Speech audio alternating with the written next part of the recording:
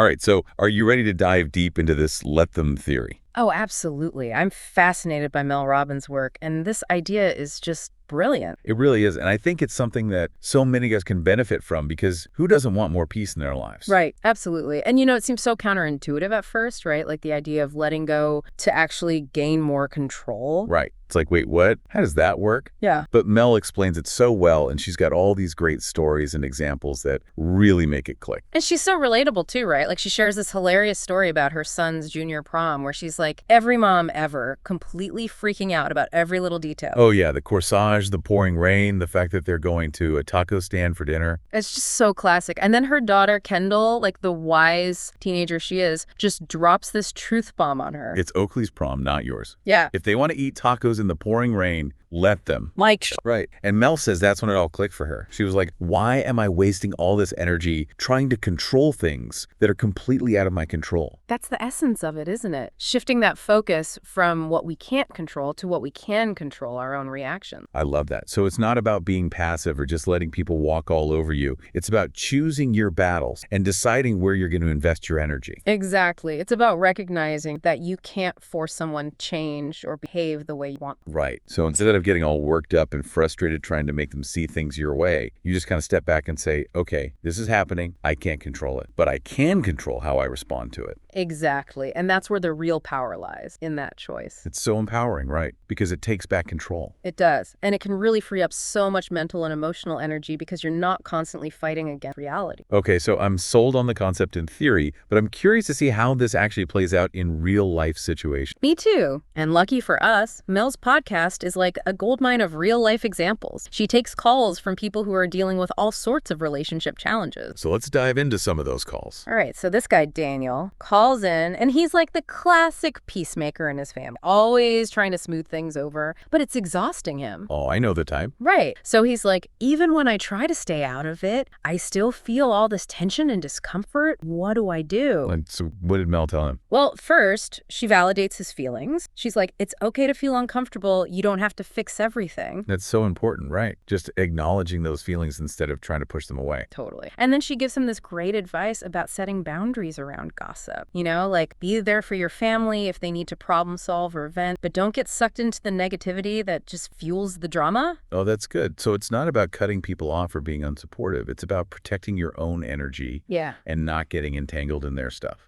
Exactly. And it's about recognizing that you can be there for someone without taking on their problems as your own. I love that. Okay, what other call-in examples really stood out to you? Well, there's this woman, Jennifer, who called in. She had left a stable teaching job to pursue her passion for writing. Wow, that's a big leap. Good for her. Right. But as you can imagine, not everyone in her life was thrilled about it. Oh, I bet. Especially when you're leaving something that's considered safe and secure to go after a dream. People can get really judgy. Totally. And in Jennifer's case, it was her mother-in-law who was giving her a hard time. I feel like in-laws are always good for some unsolicited advice. Oh, absolutely. But here's the thing. Mel's response to this is so insightful. What did she? Well, she encourages Jennifer to reframe the situation. Like maybe the mother-in-law's criticism is actually coming from a place of concern, or maybe it's triggering some unfulfilled dream in her life. Interesting. So it's not necessarily about Jennifer at all. It's about the mother-in-law's own stuff. Exactly. And that's a powerful reminder that we often project our own insecurities and fears onto others. So by letting go of the need to please her mother-in-law, Jennifer can actually free herself from that projection. Exactly. And she can focus on what truly matters, her passion, and her own authentic expression. That's so powerful. It's like reclaiming your power by choosing not to engage in that negativity. Right. And it's about recognizing that you can't control how other people react to your choice. You can only control your own response. Okay, so we've got Daniel the peacemaker learning to set boundaries with his family drama, and